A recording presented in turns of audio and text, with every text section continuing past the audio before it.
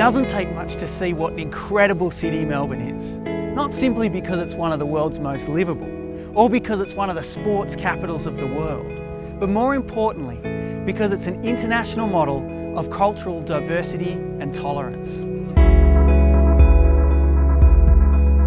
We've received and embraced, each new arrival adding to our story, our identity, all contributing to what it is to be Australian.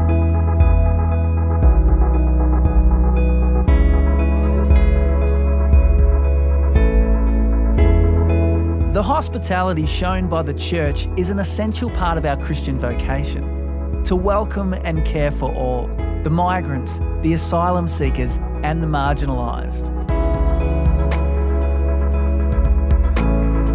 And although there will always be room for improvement, we've done well.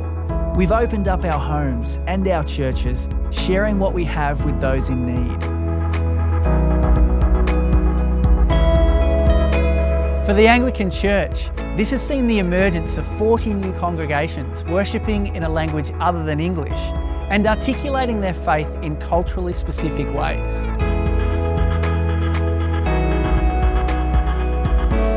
And as long as there is migration from non-English speaking countries, there will always be the need for ethnic and language specific congregations.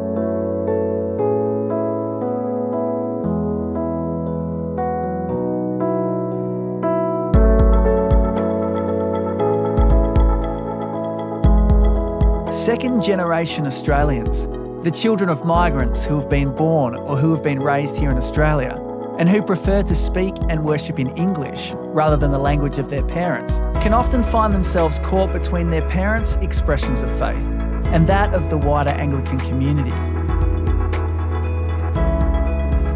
Being part of two worlds, but not fully belonging or finding identity in either, can be confusing and discouraging. Caring for and nurturing second-generation migrants remains one of the Church's biggest challenges over the coming decade.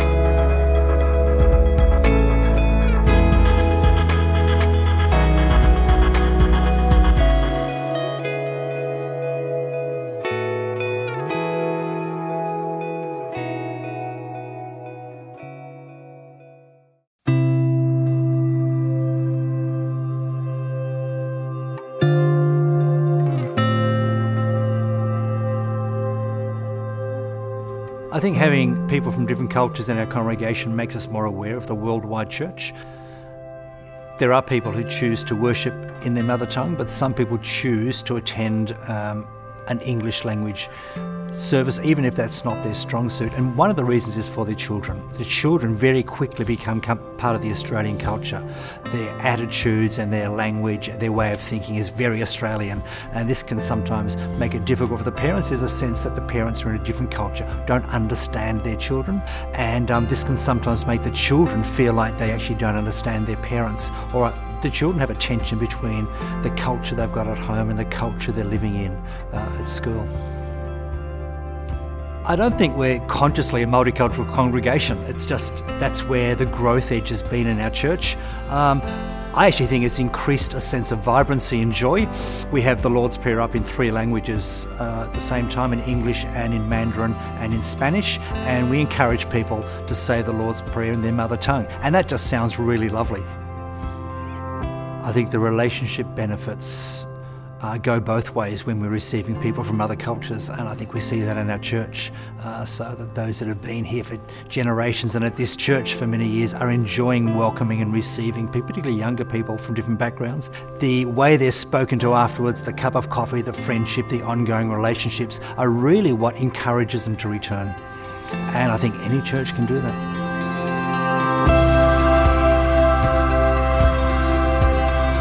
We are the body of Christ, and every person, church and parish has a unique contribution to make as we reflect the communities in which we are placed. Our congregations are like beacons of light to others, fine examples of love and acceptance, a portrait of things to come.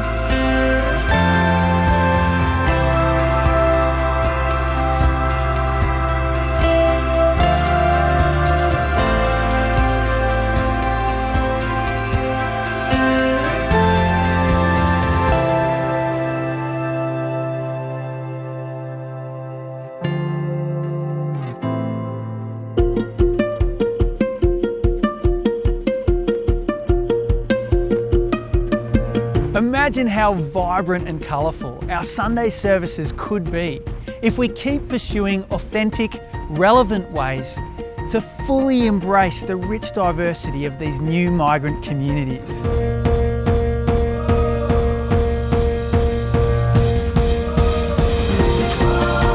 Let's continue to welcome and accept, show our love through genuine hospitality and care. Let's remain humble and share what we have. Let's continue to allow ourselves to grow and learn through the experiences and cultural diversity offered by those who have come to our shores. We are truly blessed. Therefore, let us work for the good of all, especially those of the household of faith.